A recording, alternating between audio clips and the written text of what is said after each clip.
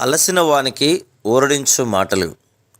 సహోదరుడు భక్తి సింగ్ గారి పరిచర్య నుండి సేకరించిన అనుదిన ధ్యానములు. డిసెంబర్ 13.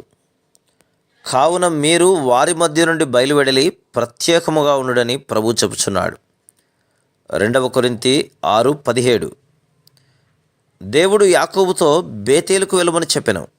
నీవు లేచి ఈ దేశంలో నుండి బయలుదేరి నీవు పుట్టిన దేశమునకు తిరిగి వెళ్ళుమని సెలవిచ్చెను. ఆదికాండము 31:13. అయితే యాకోబు సంపూర్ణముగా లోబడకుండునట్లు శోధించబడెను. అతడు షెకెమునందు నిలిచిపోయెను. అక్కడే అతని కుమార్తె దీనా ఆ దేశపు కుమార్తెలను చూడవెళ్ళి షెకెము యువరాజు ద్వారా అపవిత్రపరచబడెను. ఇట్లు జరుగుట యాకోబు తప్పిదమే, గాని దీనా నుండి నిందించలేం. ఆమె యవనస్తురాలు, అనుభవం లేకుండెను గనుక ఆమె తల్లిదండ్రులు దీనిని యోచించవలసి ఉండెను. తమ కుమారులు కుమార్తెల ప్రవర్తనను తల్లిదండ్రులే బాధ్యులు. చాలా తరచుగా వారే తమ పిల్లలను పాపమునకు నడిపించుదురు. తమ స్వంత కుమార్తెలకు అపాయమని తలంచక యవనస్తులను తమ గృహములలో ఉండుటకు అనుమతించుదురు. ఒక దినమున వారి పతనమునకు దేవునికి లెక్క చెప్పవలెను. యాకోబు దేవునికి లోబడి తన ప్రయాణమునందు విధేయత చూపి ఆయన ఆజ్ఞను అనుసరించిన యెడల దీనా అటువంటి శోధనకు గురి అయ్యేది కాదు.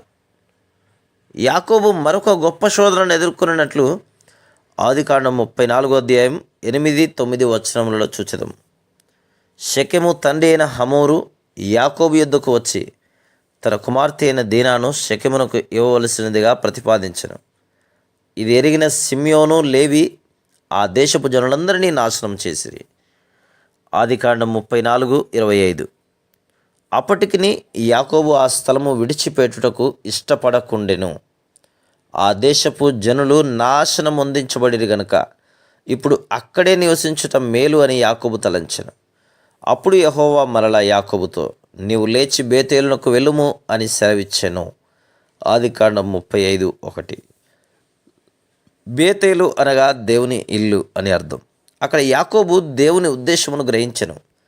దేవుని ఇంటి వద్దనే లోతైన ఉద్దేశములను అర్థం చేసుకొనగలము. కానీ అనేకులు ఈ రహస్యమును ఎరుగరు. తమ గత ఆశీర్వాదములతో తృప్తి చెంది దేవుని మందిరమునకు దూరముగా ఉండునట్లు మోసగించబడెదరు.